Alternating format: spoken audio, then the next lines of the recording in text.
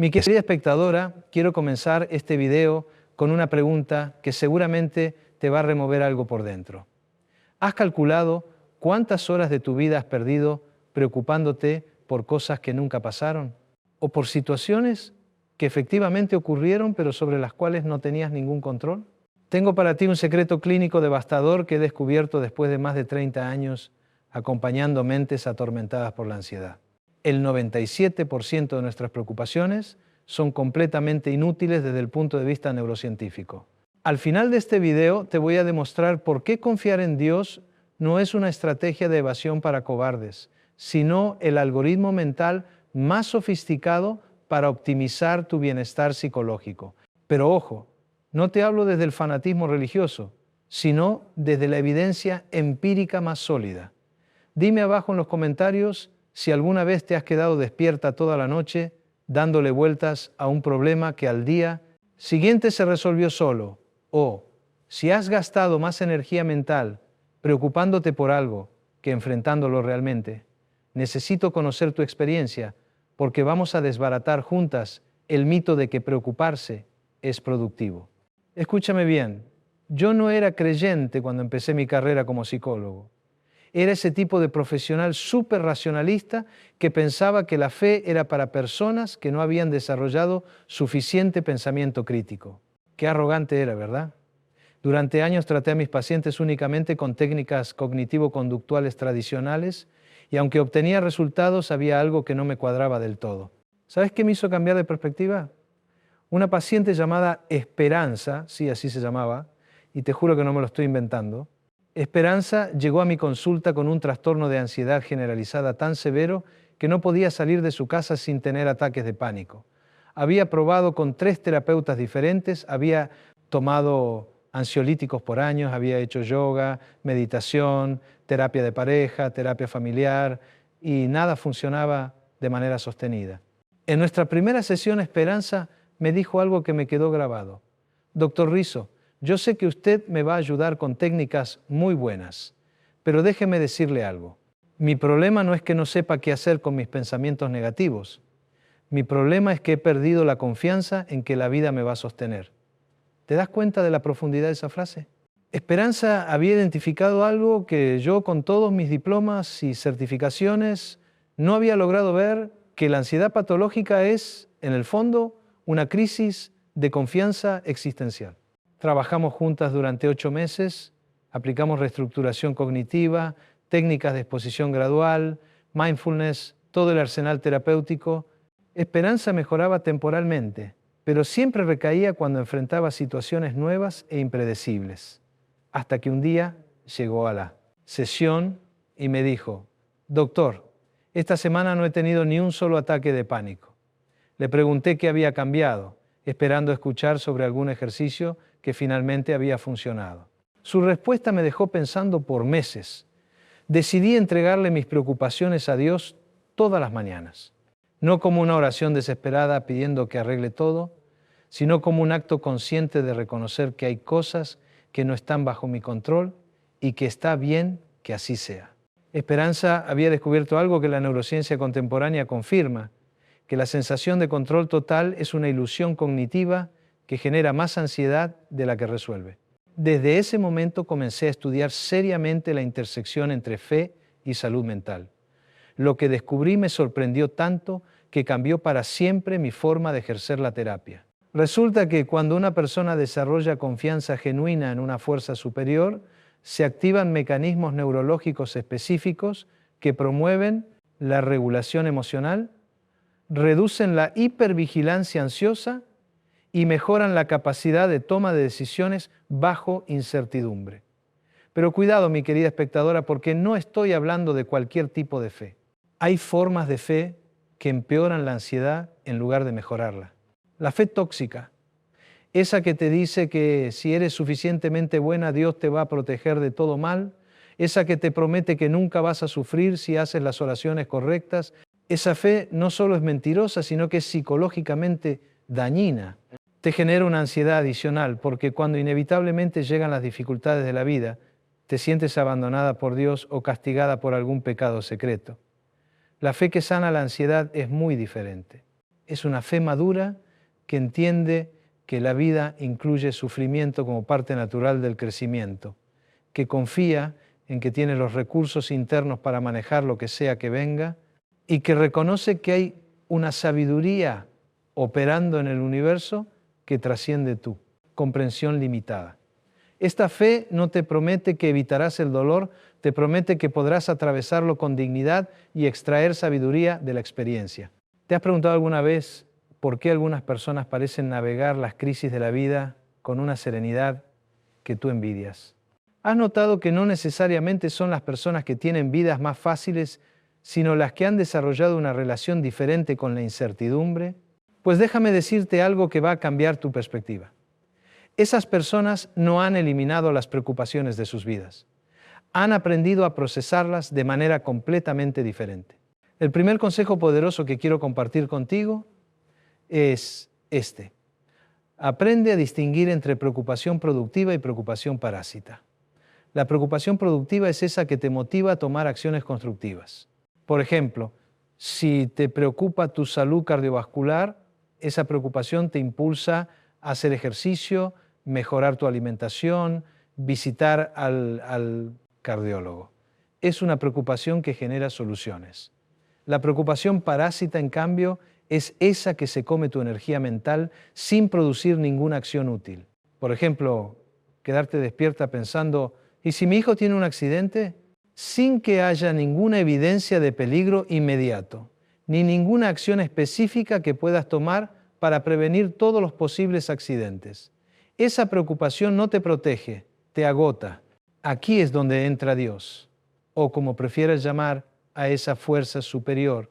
Cuando desarrollas confianza genuina en que hay una inteligencia benevolente operando en el universo, puedes entregarle las preocupaciones parásitas sin sentirte irresponsable. No estás siendo negligente, estás siendo estratégica con tu energía mental. Imagínate que tu mente es como el disco duro de una computadora. Cuando tienes demasiados programas corriendo al mismo tiempo, especialmente programas que no están produciendo nada útil, la computadora se vuelve lenta e ineficiente. Las preocupaciones parásitas son como esos programas inútiles que consumen memoria RAM sin agregar valor. Entregarle esas preocupaciones a Dios es como cerrar esos programas para que tu mente pueda funcionar de manera más eficiente. Recuerdo el caso de Margarita, una contadora de 48 años que llegó a mi consulta porque había desarrollado insomnio severo. Margarita se quedaba despierta hasta las 3 de la mañana haciendo listas mentales de todo lo que podía salir mal en su vida.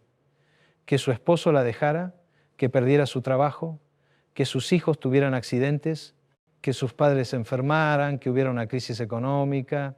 Ninguna de estas preocupaciones tenía fundamento en evidencia real, pero su mente no podía parar de procesarlas. Doctor Rizzo, me decía, yo sé que mis preocupaciones son irracionales, pero no puedo apagarlas. Es como si mi cerebro fuera una radio que no puedo sintonizar en la estación correcta. Le expliqué que su cerebro había desarrollado lo que en neurociencia llamamos sesgo de negatividad hiperactivo. Una tendencia a buscar obsesivamente amenazas potenciales como mecanismo de supervivencia mal calibrado. Trabajamos con Margarita durante varios meses usando técnicas cognitivo-conductuales tradicionales, reestructuración de pensamientos catastróficos, técnicas de relajación, higiene del sueño.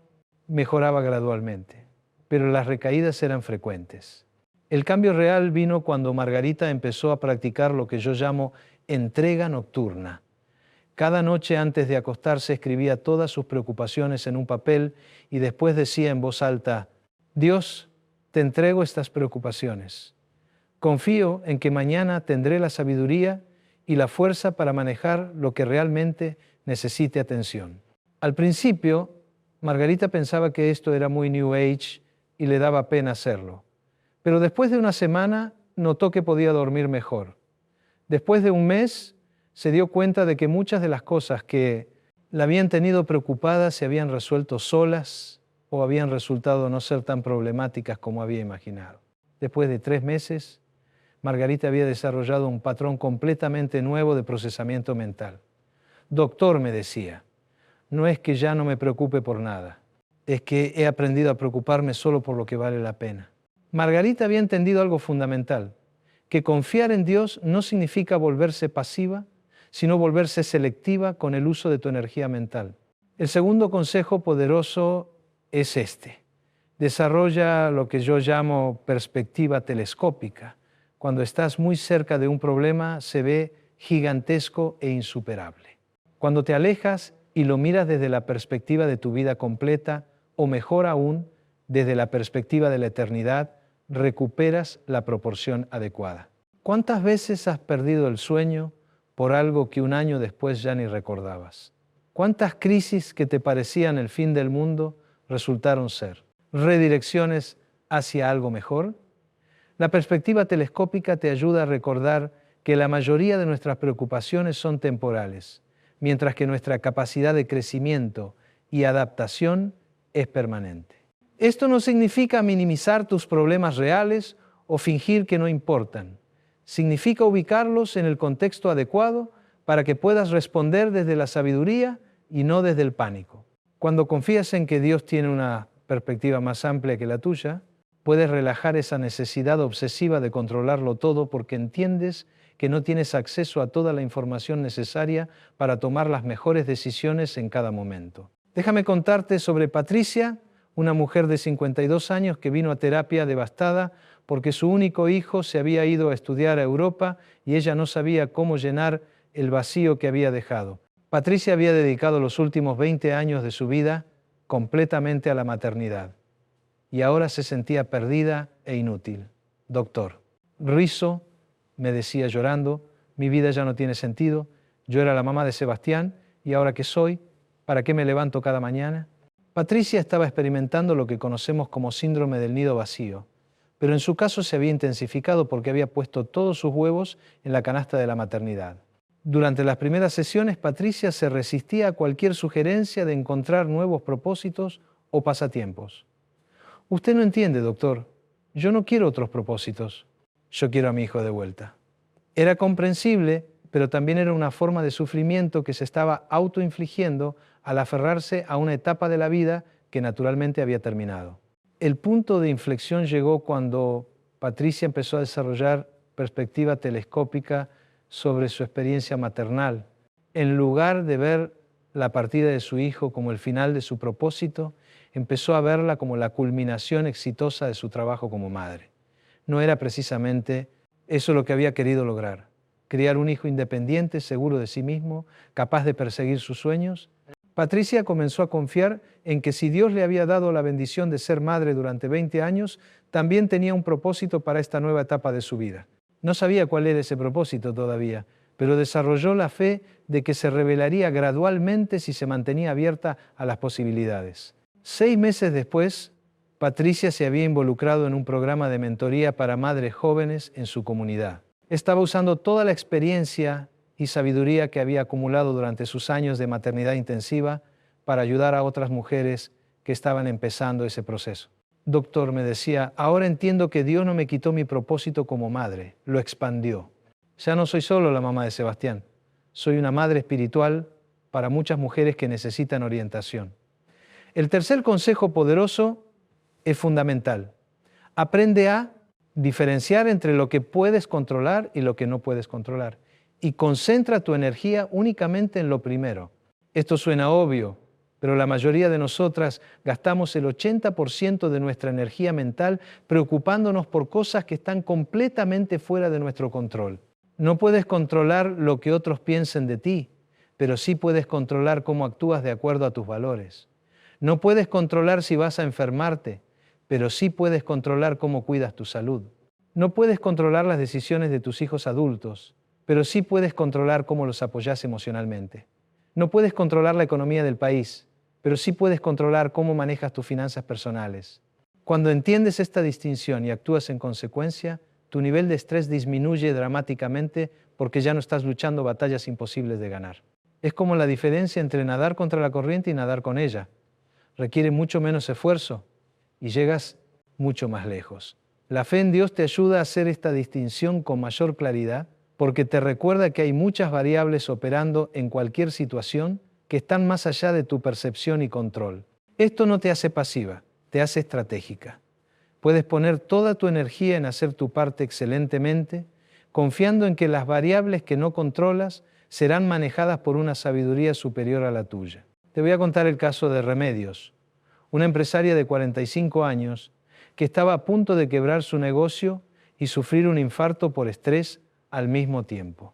Remedios había construido una pequeña empresa de catering que funcionaba bien hasta que llegó la pandemia y las restricciones sanitarias prácticamente eliminaron su mercado de la noche a la mañana. Cuando llegó a mi consulta, Remedios estaba en un estado de pánico permanente. Se levantaba a las 4 de la mañana pensando en estrategias para salvar su negocio, se quedaba despierta hasta medianoche haciendo números que nunca le salían, había dejado de comer regularmente, había comenzado a tomar pastillas para dormir y su relación matrimonial se estaba deteriorando por su irritabilidad constante. Doctor Rizzo me decía, si no encuentro la forma de salvar mi empresa, voy a perder todo lo que he construido en 15 años. Mi casa está hipotecada con el negocio, no tengo ahorros, tengo empleados que dependen de mí, no puedo darme el lujo de relajarme ni un segundo.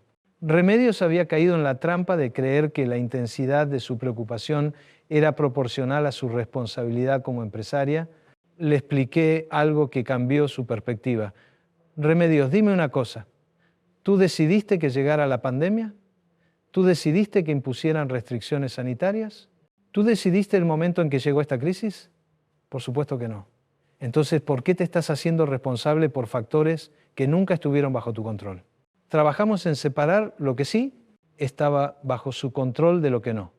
Remedios no podía controlar las restricciones gubernamentales, pero sí podía controlar cómo adaptaba su modelo de negocio. No podía controlar la duración de la pandemia, pero sí podía controlar cómo cuidaba su salud física y mental durante la crisis. No podía controlar si su negocio sobrevivía en su forma original, pero sí podía controlar cómo enfrentaba los desafíos con integridad y creatividad. Remedios empezó a practicar lo que yo llamo entrega estratégica. Cada mañana hacía una lista de las acciones concretas que podía tomar ese día para mejorar su situación y después entregaba los resultados a Dios. No como una forma de evadir responsabilidad, sino como una forma de liberar la ansiedad paralizante que le impedía pensar con claridad. Los resultados fueron sorprendentes. Cuando Remedios dejó de gastar energía mental en variables incontrolables, pudo pensar con mayor creatividad en soluciones reales. Pivotó su negocio hacia catering domiciliario, desarrolló una línea de productos congelados, estableció alianzas con supermercados locales. Su empresa no solo sobrevivió, sino que emergió de la crisis más fuerte y diversificada que antes. Doctor, me decía 6 meses después, esta crisis me enseñó algo que nunca hubiera aprendido en tiempos normales, que mi trabajo es hacer mi parte con excelencia y el trabajo de Dios es ocuparse de las variables que yo no puedo manejar. Cuando cada uno hace su parte, las cosas funcionan mucho mejor. El cuarto consejo poderoso que quiero darte es este: desarrolla lo que yo llamo confianza antifrágil. La mayoría de nosotras queremos ser resilientes, que significa rebotar después de las dificultades. Pero la confianza antifrágil va más allá. Significa no solo recuperarte de las crisis, sino fortalecerte a través de ellas. Esto es posible cuando confías en que cada experiencia, incluyendo las dolorosas, tiene algo que enseñarte. No porque las dificultades sean buenas en sí mismas, sino porque tienes la capacidad de extraer sabiduría y fortaleza de cualquier situación si mantienes la perspectiva adecuada. La neurociencia ha demostrado algo fascinante, que las personas que interpretan las adversidades como oportunidades de crecimiento desarrollan mayor neuroplasticidad, es decir, mayor capacidad de su cerebro para crear nuevas conexiones neuronales. Es como si la adversidad, procesada correctamente, literalmente te hiciera más inteligente y adaptable. Pero ojo, esto no significa que tengas que agradecerle al universo por enviarte sufrimiento, ni que tengas que fingir que estás feliz cuando las cosas van mal. Significa que puedes confiar en tu capacidad de encontrar significado y crecimiento incluso en las experiencias más difíciles, especialmente cuando tienes la fe de que no estás navegando esas experiencias completamente sola.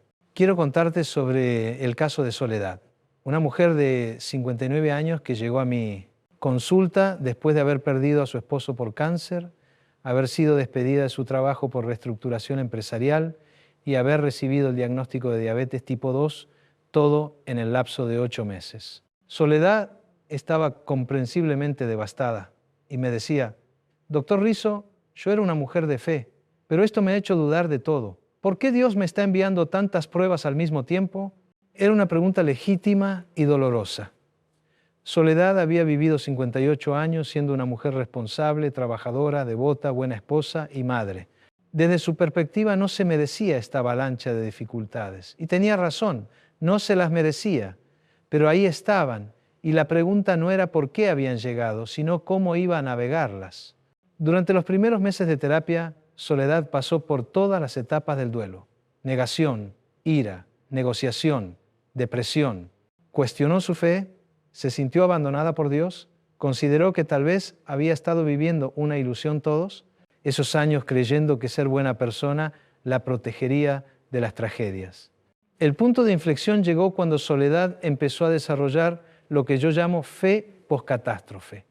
Una fe más madura, menos ingenua, que puede sostener las paradojas y contradicciones de la vida real. Soledad no recuperó su fe anterior, que era más simple y protectora. Desarrolló una fe nueva, más compleja, que podía coexistir con el dolor y la incertidumbre. Doctor, me decía un día, yo no entiendo por qué pasó todo esto y tal vez nunca lo entienda, pero me he dado cuenta de algo. Estas experiencias me han enseñado cosas sobre mí misma que nunca hubiera descubierto en circunstancias normales. He descubierto que soy mucho más fuerte de lo que pensaba, que puedo sobrevivir a pérdidas que creía que me matarían, que puedo encontrar alegría incluso en medio del dolor. Soledad empezó a acompañar a otras viudas en su proceso de duelo, se involucró en grupos de apoyo para personas con diabetes y eventualmente encontró un trabajo de medio tiempo que le daba más flexibilidad para cuidar su salud. Estas experiencias terribles, me decía, me convirtieron en una persona más compasiva, más sabia, más auténtica. No se las deseo a nadie, pero tampoco las cambiaría porque me han hecho quien soy ahora. Esa es la confianza antifrágil, la capacidad de confiar en que puedes no solo sobrevivir a las tormentas de la vida, sino emerger de ellas con mayor sabiduría, compasión y fortaleza interior. No porque las tormentas sean buenas, sino porque tienes una capacidad extraordinaria de crecimiento que se activa especialmente durante las crisis. El quinto consejo poderoso es crucial para las mujeres de tu generación. Aprende a soltar el control sobre los hijos adultos. Sé que esto te va a doler leerlo, pero uno de los mayores generadores de ansiedad en mujeres de 45 a 65 años es la incapacidad de aceptar que sus hijos ya no necesitan su protección constante. Déjame ser muy claro. Esto no significa que dejes de amar a tus hijos o que no te importe su bienestar. Significa reconocer que la mejor forma de amarlos ahora es confiar en que les diste las herramientas necesarias para navegar su propia vida y que hay una sabiduría superior a la tuya cuidándolos cuando tú no puedes estar presente. El apego ansioso hacia los hijos adultos no los protege, los debilita. Cuando una madre no puede soltar el control, inadvertidamente le está enviando el mensaje a su hijo de que no confía en su capacidad de manejar su propia vida. Esto puede crear dependencia emocional, resentimiento o ambas cosas. Te voy a contar sobre Esperanza, no la del caso anterior, sino otra Esperanza, una madre de 51 años que llegó a mi consulta porque no podía dormir pensando en su hijo de 25 años que se había mudado a otra ciudad por trabajo. Esperanza llamaba a su hijo 3 veces al día, le enviaba dinero extra por si acaso, le daba consejos no solicitados sobre todo, desde qué comer hasta con quién salir. Doctor Rizzo me decía, es que él es muy noble y la gente se puede aprovechar de él. Además, esa ciudad es muy peligrosa y él no conoce a nadie. ¿Qué tal que le pase algo y yo no esté ahí para ayudarlo? Esperanza había convertido el amor maternal en ansiedad maternal. Y esto estaba afectando tanto su bienestar como la relación con su hijo. Le pregunté, Esperanza, dime una cosa, ¿tú criaste a tu hijo para que fuera dependiente o independiente? Para que fuera independiente, por supuesto. Entonces, ¿por qué ahora estás actuando como si hubiera fallado en esa misión? Era una pregunta incómoda pero necesaria. Trabajamos en ayudar a Esperanza a reconocer que su ansiedad por su hijo no estaba basada en evidencia real de peligro, sino en su dificultad para procesar la transición de su rol maternal. Durante 20 años, el propósito principal de Esperanza había sido proteger y guiar a su hijo. Ahora necesitaba encontrar una nueva forma de expresar su amor maternal que fuera apropiada para la edad adulta de su hijo. Esperanza empezó a practicar lo que yo llamo maternidad espiritual. En lugar de tratar de controlar las decisiones de su hijo, empezó a encomendarlo diariamente a la protección divina. Dios, decía en sus oraciones, yo le di a mi hijo las herramientas que pude durante los años que estuvo bajo mi cuidado. Ahora confío en que tú lo vas a cuidar y guiar en las áreas donde yo ya no puedo llegar. Esta práctica no solo le dio paz mental a Esperanza, sino que mejoró dramáticamente la relación con su hijo. Cuando él se sintió menos presionado y controlado, empezó a llamar a su madre por iniciativa propia para compartir sus experiencias. La relación se volvió más auténtica y mutuamente satisfactoria. Doctor, me decía Esperanza meses después, he aprendido que la maternidad no termina cuando los hijos se van de casa, evoluciona. Ahora soy madre de una manera diferente, los entenderán. Amo desde la confianza y no desde el miedo, lo apoyo desde el respeto y no desde el control. El sexto consejo poderoso tiene que ver con el manejo de las preocupaciones financieras, que sé que es un tema que te quita el sueño a muchas de ustedes. La relación entre dinero y ansiedad es muy compleja, especialmente para mujeres que han dependido económicamente de sus parejas durante años y ahora se enfrentan con la posibilidad de la viudez, el divorcio o simplemente el deseo de mayor independencia económica. Aquí la clave está en distinguir entre preocupación financiera productiva y ansiedad financiera paralizante. La preocupación productiva te motiva a educarte sobre finanzas, hacer presupuestos, ahorrar, invertir inteligentemente, buscar fuentes adicionales de ingresos. La ansiedad paralizante te mantiene despierta haciendo cálculos obsesivos sobre todos los posibles escenarios catastróficos sin tomar ninguna acción constructiva. Confiar en Dios en el área financiera no. Significa volverse irresponsable con el dinero esperando que aparezcan milagros económicos. Significa hacer tu parte con diligencia y sabiduría, mientras confías en que tus necesidades básicas van a ser cubiertas de maneras que tal vez no puedas anticipar completamente. Recuerdo el caso de Carmen, una mujer de 47 años que se divorció después de 22 años de matrimonio y se encontró con que tendría que mantenerse económicamente por primera vez en su vida adulta. Carmen había sido ama de casa durante todos esos años y sentía que no tenía habilidades laborales relevantes para el mercado actual. Doctor Rizzo me decía llorando, yo no sé hacer nada que la gente esté dispuesta a pagar, mi único trabajo ha sido cuidar mi casa y mis hijos. ¿Quién me va a contratar a los 47 años sin experiencia profesional? Me voy a quedar en la calle. Carmen estaba experimentando lo que yo llamo pánico de supervivencia, el terror primitivo de no poder cubrir las necesidades básicas. Trabajamos en separar los miedos reales de los miedos imaginarios. Era cierto que Carmen tendría que aprender nuevas habilidades y adaptarse a una realidad económica diferente. Pero no era cierto que no tuviera capacidades valiosas.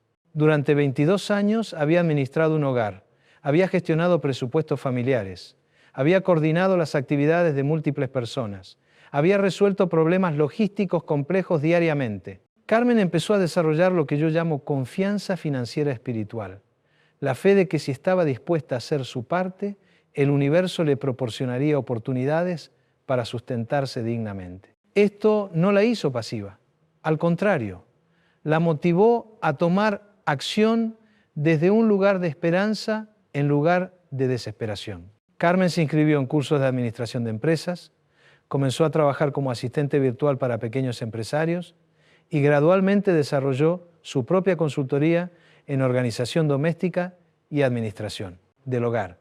3 años después, Carmen tenía una pequeña empresa próspera que le daba independencia económica y satisfacción personal. Doctor, me decía, esta crisis económica me obligó a descubrir talentos que yo no sabía que tenía. Si me hubiera quedado en mi matrimonio, nunca hubiera desarrollado esta confianza en mi capacidad de generar ingresos. Dios me puso en una situación donde no tuve más remedio que crecer y resulta que tenía más recursos internos de los que imaginaba. El séptimo consejo es uno de los más difíciles de aplicar, pero también de los más liberadores. Aprende a soltar la necesidad de controlar la opinión que otros tienen de ti.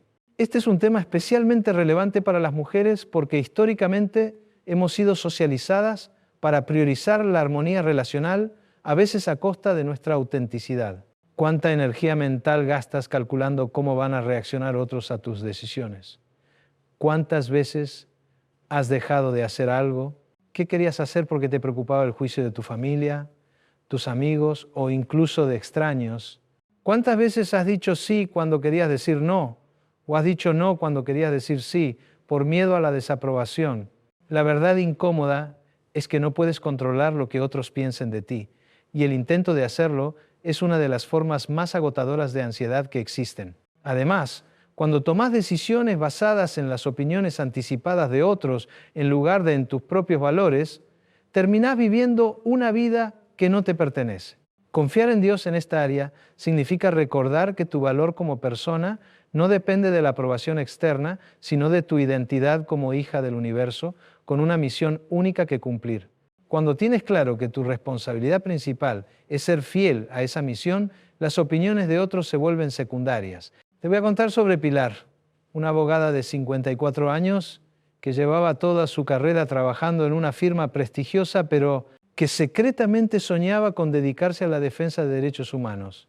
Pilar no hacía el cambio porque sabía que iba a ganar mucho menos dinero, que su familia iba a cuestionar su decisión y que sus colegas iban a pensar que había tirado su carrera por la ventana. Doctor Rizzo me decía, yo sé que debería seguir mi pasión, pero ¿qué van a pensar mis padres que pagaron mi educación? ¿Qué va a pensar mi esposo que está acostumbrado a nuestro nivel de vida? ¿Qué van a pensar mis colegas? Me van a ver como una idealista loca que no entiende cómo funciona el mundo real. Le pregunté algo que la hizo reflexionar. Pilar, cuando llegues al final de tu vida, ¿qué va a importar más? ¿Que hayas vivido de acuerdo a las expectativas de otros o que hayas sido fiel a tu propósito auténtico? Era una pregunta dura, pero necesaria.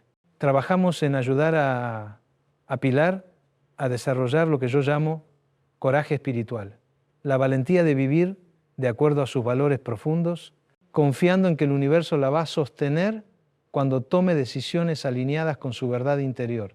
Esto no significaba que fuera a ignorar las consideraciones prácticas, sino que iba a tomarlas en cuenta sin permitir que el miedo al juicio la paralizara. Pilar hizo la transición gradualmente. Primero comenzó a tomar casos de derechos humanos como trabajo voluntario los fines de semana. Después negoció con su firma para trabajar medio tiempo mientras desarrollaba su práctica en el área que le apasionaba. Finalmente, cuando su nueva práctica era sostenible económicamente, hizo el cambio completo. Doctor, me decía un año después, algunas personas sí cuestionaron mi decisión, tal como yo había anticipado, pero muchas más me dijeron que me admiraban por tener el valor de seguir mi pasión. Y lo más importante, yo estoy en paz conmigo misma porque sé que estoy viviendo de acuerdo a mi propósito. Esa paz interior vale más que toda la aprobación externa del mundo. El octavo consejo poderoso es especialmente importante para tu generación. Deja de preocuparte obsesivamente por el envejecimiento y abraza la sabiduría que viene con la edad. Nuestra cultura está obsesionada con la juventud y trata el envejecimiento como una enfermedad que hay que evitar a toda costa. Pero esta perspectiva es profundamente tóxica y genera ansiedad innecesaria. Cada etapa de la vida tiene su propia belleza, sabiduría y propósito. Los 50, 60 y 70 años pueden ser los más satisfactorios y productivos de tu vida si dejas de resistir el paso del tiempo y empiezas a celebrar lo que has ganado en lugar de lamentarte por lo que has perdido. ¿Sabes cuál es una de las ventajas más grandes de envejecer? Que ya no tienes que impresionar a nadie. Ya no tienes que demostrar nada. Ya no tienes que fingir que eres alguien que no eres. Puedes ser auténticamente tú misma con una libertad que las mujeres jóvenes no pueden imaginar. Además, tienes algo que el dinero no puede comprar: experiencia. Has navegado crisis, has cometido errores y has aprendido de ellos, has amado y has perdido, has celebrado triunfos y has sobrevivido derrotas. Esa experiencia es una forma de sabiduría que solo se adquiere viviendo y es increíblemente valiosa. Confiar en Dios respecto al envejecimiento significa entender que cada etapa de tu vida tiene un propósito divino. No estás pasando tu fecha de vencimiento, estás entrando en la fase de tu vida donde puedes ser mentora, guía, ejemplo de sabiduría vivida para las generaciones más jóvenes. Recuerdo el caso de Gloria, una mujer de 62 años que llegó a mi consulta porque estaba desarrollando una depresión severa relacionada con su terror al envejecimiento. Gloria había sido muy bella en su juventud y había basado mucho de su autoestima en su apariencia física. Ahora que su cuerpo estaba cambiando de maneras que no podía controlar, se sentía invisible e irrelevante. Doctor Rizzo, me decía, ya nadie me mira como antes. Siento que me he vuelto invisible. Los hombres ya no voltean a verme cuando paso. Mis amigas más jóvenes hablan de temas que yo no entiendo. Mis propios hijos me ven como una viejita que necesita que la cuiden. No sé para qué sirvo ahora. Gloria estaba experimentando lo que yo llamo crisis de relevancia. La sensación de que su valor como persona había disminuido junto con su juventud física. Era comprensible, considerando los mensajes tóxicos que nuestra cultura envía sobre el valor de las mujeres mayores, pero también era corregible. Trabajamos en ayudar a Gloria a redefinir su concepto de belleza y valor personal. La belleza auténtica no es solo la perfección física de la juventud, sino la luz interior que brilla a través de una persona. Su sabiduría, su compasión, su autenticidad, su fuerza espiritual desarrollada a través de años de experiencia. Gloria empezó a invertir energía en desarrollar esas cualidades interiores que se vuelven más valiosas con la edad. Se involucró en trabajo voluntario con mujeres jóvenes que estaban pasando por divorcios difíciles, compartiendo la sabiduría que había ganado de sus propias experiencias. Empezó a estudiar temas que siempre le habían interesado, pero para los cuales nunca había tenido tiempo cuando estaba criando hijos y construyendo una carrera. Doctor, me decía 6 meses después, he descubierto algo sorprendente. Nunca me había sentido tan atractiva como me siento ahora. No físicamente, sino como persona completa. Tengo una confianza en mí misma que no tenía a los 30 años, una claridad sobre lo que quiero que no tenía a los 40, una libertad para ser yo misma que no tenía a los 50. Resulta que el envejecimiento no me está quitando valor, me lo está dando. El 9º consejo poderoso es vital para tu salud mental. Deja de preocuparte por problemas que no han ocurrido y que probablemente nunca van a ocurrir.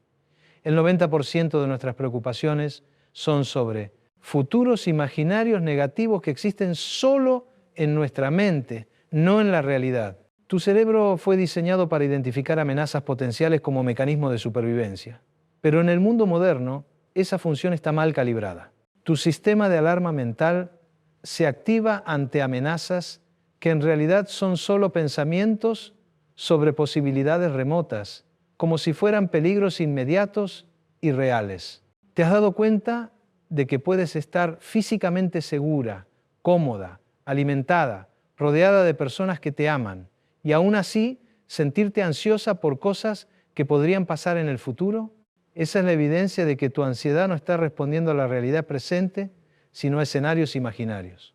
Confiar en Dios incluye confiar en que tienes los recursos internos para manejar los desafíos reales cuando lleguen, sin necesidad de ensayar mentalmente todos los posibles problemas futuros. Es como prepararte para un examen estudiando todas las preguntas posibles en lugar de estudiar el material que realmente necesitas saber. Déjame contarte sobre Mercedes, una mujer de 49 años que llegó a mi consulta porque había desarrollado lo que ella llamaba ansiedad anticipatoria crónica. Mercedes se levantaba cada mañana con una sensación de inquietud porque su mente inmediatamente empezaba a generar listas de todo lo que podía salir mal durante el día.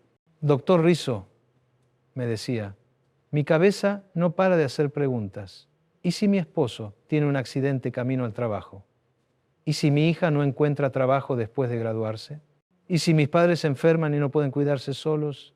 ¿Y si hay una crisis económica y perdemos la casa? ¿Y si yo me enfermo y no puedo trabajar? ¿Es agotador vivir así? Mercedes había convertido su mente en una máquina de generar preocupaciones sobre futuros hipotéticos. Su cerebro estaba gastando enormes cantidades de energía procesando amenazas que existían solo como posibilidades remotas, dejándola agotada y ansiosa sin motivo real. Le enseñé a Mercedes una técnica que llamo anclaje en el presente. Cada vez que su mente empezara a proyectarse hacia futuros negativos, tenía que hacer una pausa y preguntarse, ¿qué está pasando en este momento exacto? ¿Hay algún peligro real y presente que requiera mi atención ahora mismo? Invariablemente, la respuesta era no. En el momento presente, Mercedes estaba segura, su familia estaba bien, tenía trabajo, tenía salud, tenía casa. Los problemas existían solo en su imaginación proyectada hacia el futuro. Mercedes también empezó a practicar lo que yo llamo entrega de futuros imaginarios. Cuando se encontraba preocupándose por algo que no había pasado, conscientemente le entregaba esa preocupación a Dios diciendo, si esto llega a pasar, confío en que tendré la sabiduría y la fuerza para manejarlo cuando sea necesario. Ahora mismo, no necesito resolver problemas que no existen. El cambio en Mercedes fue dramático. No solo disminuyó su nivel de ansiedad, sino que mejoró su capacidad de concentración, su calidad de sueño y su capacidad de disfrutar los momentos buenos de su vida sin contaminarlos con preocupaciones anticipatorias. Doctor, me decía 3 meses después, he descubierto algo liberador. La mayoría de las cosas que me quitaban el sueño preocupándome nunca pasaron. Y las pocas cosas difíciles que sí pasaron, las pude manejar mucho mejor de lo que había imaginado.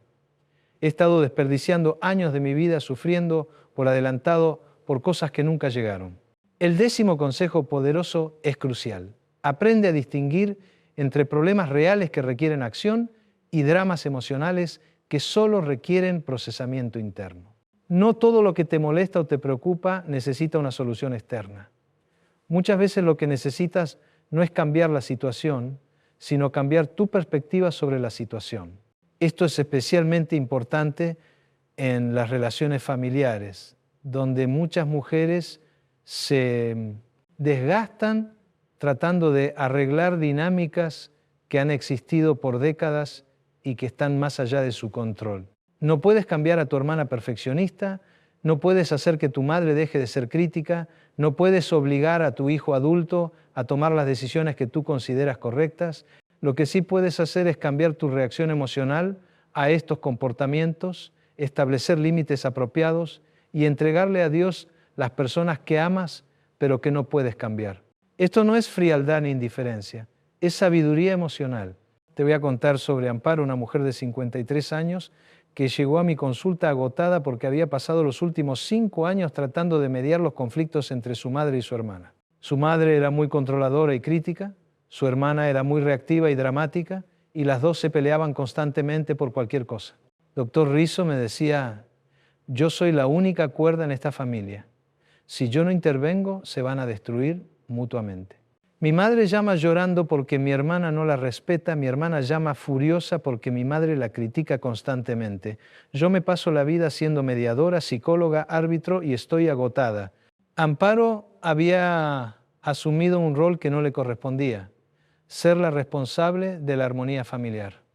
Había confundido amor con control, cuidado con codependencia. Su intervención constante no estaba resolviendo el conflicto entre su madre y su hermana. Lo estaba perpetuando porque les permitía evitar enfrentar directamente sus problemas. Le expliqué algo que cambió su perspectiva. Amparo, ¿tú eres responsable por la relación entre tu madre y tu hermana? No, pero, no hay peros. Ellas son adultas responsables de su propia relación. Cuando tú intervienes constantemente, les estás quitando la oportunidad de aprender a resolver sus propios conflictos o a establecer límites apropiados. Trabajamos en ayudar a Amparo a desarrollar lo que yo llamo desapego amoroso. Seguir amando a su familia sin sentirse responsable por arreglar sus dinámicas disfuncionales. Esto requería mucha fe porque significaba confiar en que su madre y su hermana podían aprender a manejar su relación sin su intervención. Amparo empezó a decir frases como, mamá, lamento que tengas problemas con mi hermana, pero ese es un tema que tienen que resolver ustedes dos. Yo las amo a ambas, pero no voy a involucrarme en su conflicto.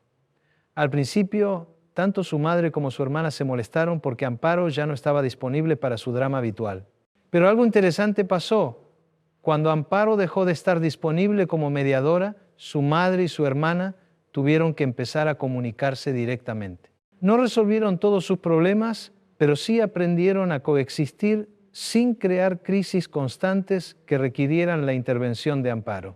Doctor, me decía Amparo 6 meses después, fue muy difícil al principio dejar de rescatar a mi familia de sus propios problemas, pero he descubierto algo liberador.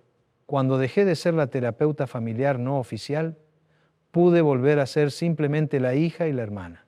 Mis relaciones con ellas mejoraron porque ya no había resentimiento de mi parte ni dependencia de parte de ellas. El 11º consejo poderoso es fundamental para las mujeres de tu edad. Deja de preocuparte por ser la cuidadora perfecta de todo el mundo y aprende a cuidarte a ti misma con la misma dedicación. Las mujeres hemos sido socializadas para anteponer las necesidades de otros a las nuestras. Pero esta tendencia se vuelve problemática cuando se convierte en un patrón compulsivo que agota nuestros recursos emocionales. No puedes cuidar bien a otros si no te cuidas bien a ti misma. Es como el ejemplo de las instrucciones de seguridad en los aviones. Primero te pones tu propia máscara de oxígeno, después ayudas a otros. Si te quedas sin oxígeno tratando de ayudar a otros primero, no vas a poder ayudar a nadie. Cuidarte a ti misma no es egoísmo, es responsabilidad.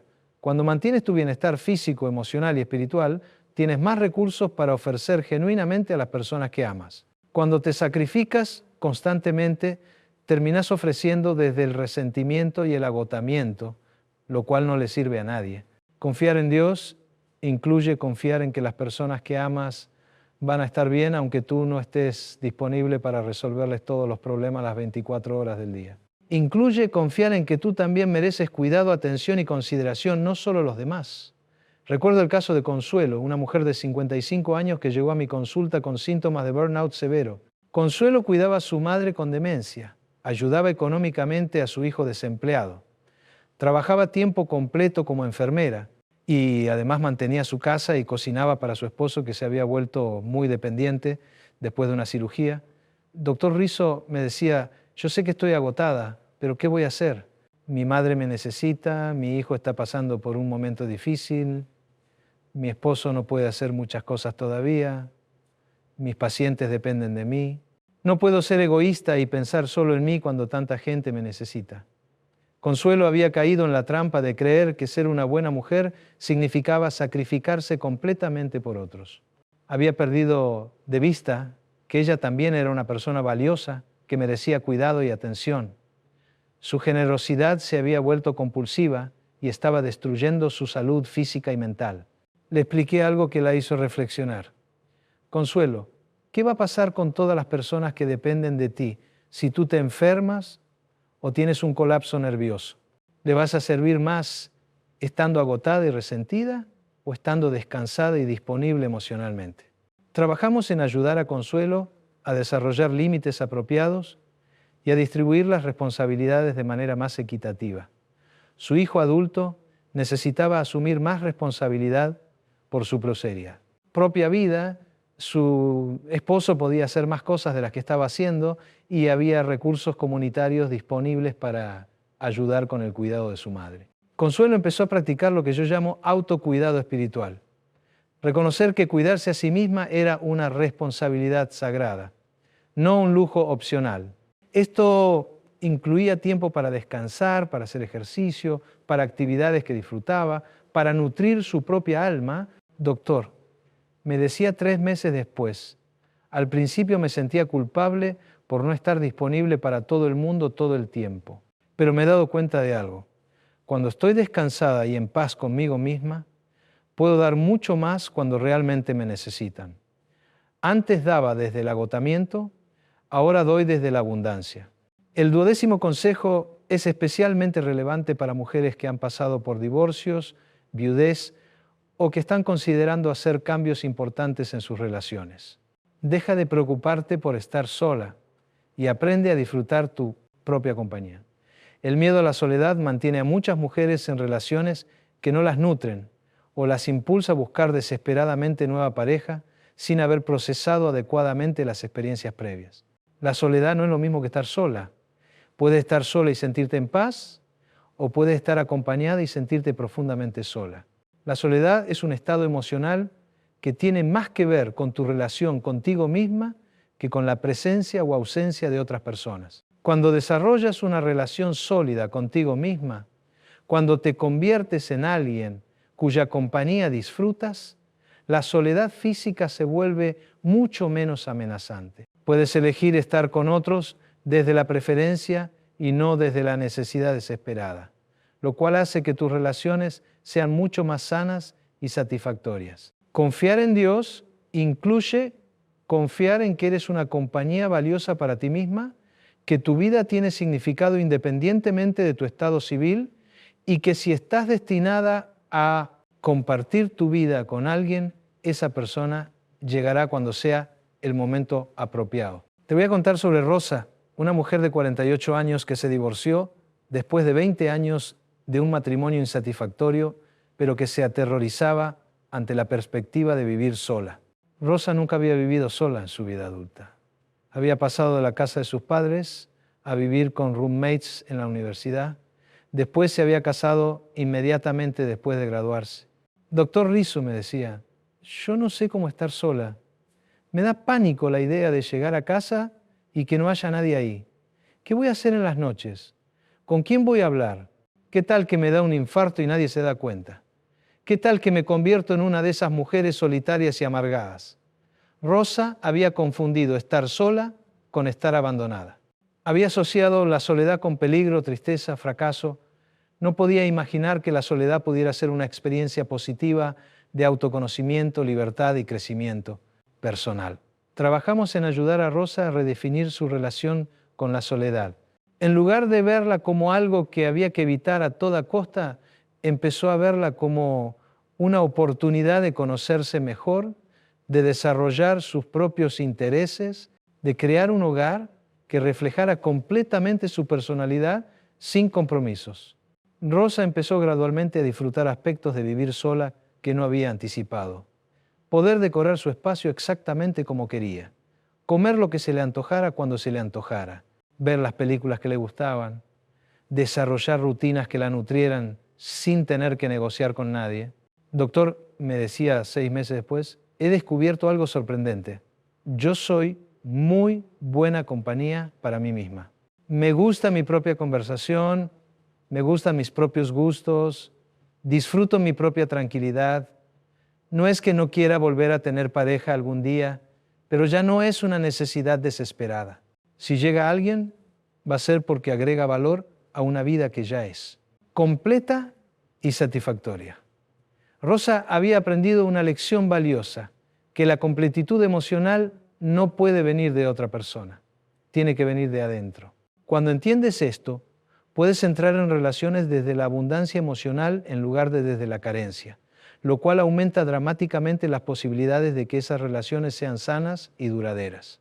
El 13º y último consejo poderoso es tal vez el más importante de todos. Deja de preocuparte por tener fe perfecta y acepta que la fe auténtica incluye dudas, preguntas y periodos de sequía espiritual. Muchas mujeres se angustian porque sienten que su fe no es suficientemente sólida, suficientemente constante, suficientemente incondicional. La fe no es un estado emocional que tienes que mantener constantemente. La fe es una decisión que tomas una y otra vez, especialmente cuando no la sientes. La fe madura incluye momentos de duda, periodos de sequía espiritual, preguntas sin respuestas fáciles. Eso no. Significa que tu fe sea defectuosa, significa que es humana. No necesitas tener todas las respuestas teológicas para confiar en Dios. No necesitas entender cómo funciona el universo para reconocer que hay una sabiduría operando que trasciende tu comprensión. No necesitas sentirte espiritual todo el tiempo para vivir desde la confianza en que hay fuerzas benevolentes trabajando en tu favor. La fe práctica es mucho más simple de lo que las instituciones religiosas a veces nos hacen creer. Es la decisión diaria de confiar en que puedes manejar lo que sea que la vida te presente, que tus necesidades básicas van a ser cubiertas, que hay un propósito en tu experiencia incluso cuando no puedas verlo claramente. Recuerdo el caso de Luz, una mujer de 51 años que había sido muy religiosa durante toda su vida, pero que estaba pasando por una crisis de fe después de la muerte súbita de su hijo de 25 años en un accidente automovilístico. Luz llegó a mi consulta sintiéndose culpable por dudar de Dios y asustada de haber perdido su fe para siempre. Doctor Rizzo me decía, yo siempre creí que Dios protegía a las personas buenas. Mi hijo era un muchacho maravilloso, trabajador, generoso, que nunca le hizo daño a nadie. ¿Por qué Dios permitió que muriera tan joven? Ahora no puedo orar sin sentir ira. No puedo ir a la iglesia sin preguntarme si todo esto es una mentira. ¿He perdido mi fe para siempre? Luz estaba experimentando lo que los místicos llaman noche oscura del alma. Esos periodos donde la fe que antes nos sostenía parece haberse evaporado, donde las respuestas fáciles ya no funcionan, donde Dios parece silencioso o ausente. Es una experiencia dolorosa, pero también potencialmente transformadora. Le expliqué a Luz que su crisis de fe no era evidencia de debilidad espiritual, sino de honestidad emocional. Había experimentado algo que desafiaba sus creencias anteriores sobre cómo funciona el mundo, y en lugar de fingir que no había pasado nada, estaba enfrentando genuinamente las preguntas difíciles que esa experiencia había generado. Trabajamos en ayudar a Luz a desarrollar lo que yo llamo fe post-catástrofe, una fe más madura, menos ingenua, que puede coexistir con el dolor y la incertidumbre. Luz no recuperó su fe anterior, que era más simple y protectora. Desarrolló una fe nueva, más compleja, que podía sostener las paradojas de la existencia humana. Doctor me decía un año después, mi fe ahora es muy diferente de lo que era antes. Ya no creo que Dios es un abuelo bondadoso que protege a los buenos y castiga a los malos. No entiendo por qué murió mi hijo, y tal vez nunca lo entienda. Pero sí creo que hay una fuerza de amor operando en el universo, y que mi hijo sigue siendo parte de esa fuerza de maneras que yo no puedo comprender completamente. Luz había aprendido que la fe auténtica no requiere certezas absolutas. Puede coexistir con dudas, preguntas e incluso con periodos de sequía espiritual. Lo importante no es tener fe perfecta, sino estar dispuesta a seguir buscando sentido y propósito incluso en medio de las experiencias más difíciles de la vida. Mi querida espectadora, hemos llegado al final de este recorrido juntas y quiero revelarte ahora ese secreto clínico que te prometí al principio del video. Después de más de 3 décadas acompañando mentes atormentadas por la preocupación crónica, he llegado a una conclusión que inicialmente me resistí a aceptar porque desafiaba mi formación académica tradicional. La preocupación obsesiva no es una estrategia de preparación para el futuro, es una adicción emocional. Sí, como lo oyes, tu cerebro se vuelve adicto a los químicos que se liberan durante los estados de ansiedad, especialmente la adrenalina y el cortisol. Esto crea un ciclo donde inconscientemente buscas cosas de qué preocuparte porque tu sistema nervioso ya se acostumbró a funcionar en estado de alerta constante. La confianza en Dios rompe este ciclo adictivo porque proporciona una fuente alternativa de estimulación neurológica a través de químicos como la serotonina, la dopamina y la oxitocina, que se liberan durante las experiencias de fe, gratitud y conexión espiritual. En términos neurológicos, confiar en Dios es literalmente un antídoto para la adicción a la preocupación. Esto no es misticismo, es neurociencia pura.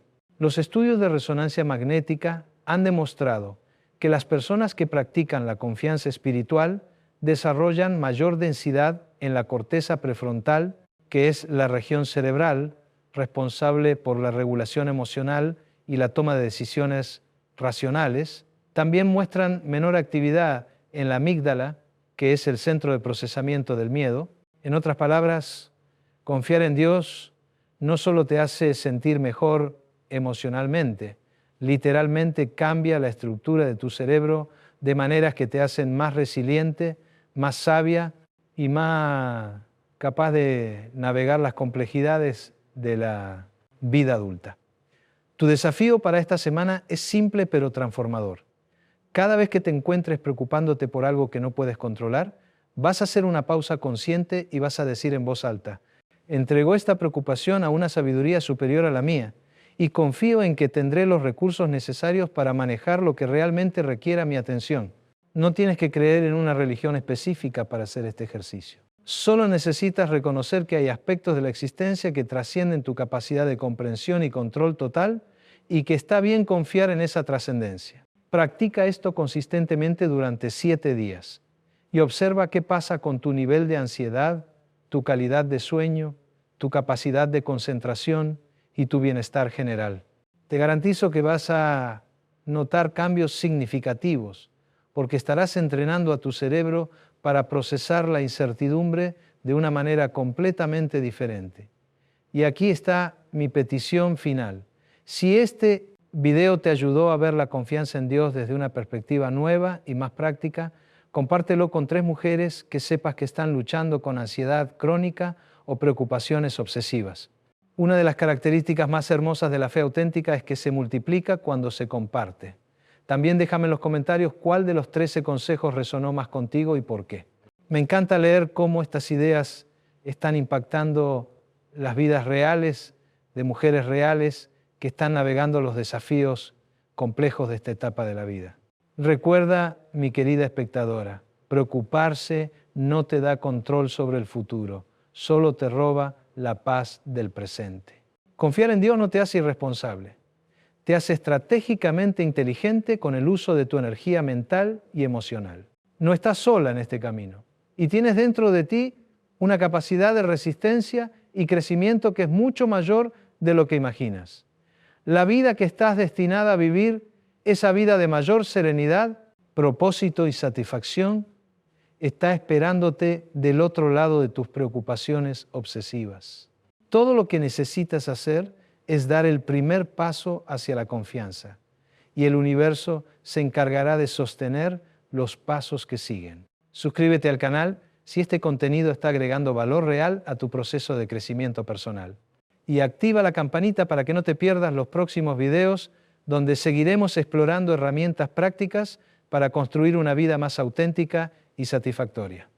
Hasta la próxima, mi querida espectadora. Que tengas una semana llena de pequeños actos de confianza que se conviertan en grandes transformaciones en tu bienestar mental y emocional.